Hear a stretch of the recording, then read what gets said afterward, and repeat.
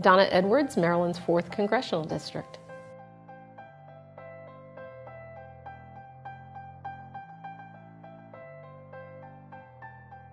I actually decided to run for Congress right at the time that my son was graduating high school and getting ready to go off to college. And so for me, it actually felt like a great moment in some ways to reinvent myself as an adult out of being, the 120% mom going to soccer games and basketball games for years. And I sometimes say that I actually substituted what I was doing before as a mom with my constituents out in the 4th Congressional District.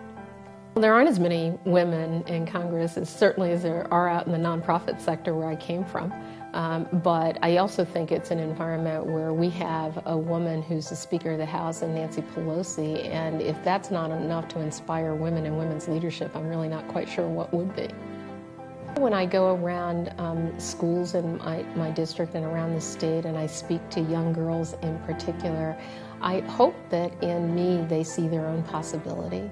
And it's what I try to communicate with them because there's so much possibility for this new generation of young women who are growing up in a really different environment from the one that I did. And so I like them to see what's possible, and then I want them to embrace that for themselves.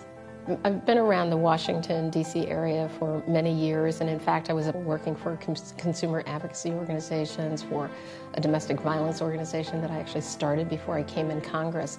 When I ran for Congress, I came in with the idea that I'd finally get to work from a legislative perspective on issues that I'd cared about for many years and had worked on for many years. And so that's actually been really invigorating for me, actually exciting, to be able to work on issues like health care.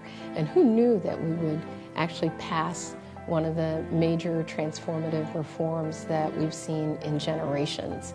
And I also look at Congress as a place where you can really shape national policy in big ways, things that make system change and don't just change one person's life or one company's life, but really can change a system for a lot of people. And I think we can do that in the area of small business.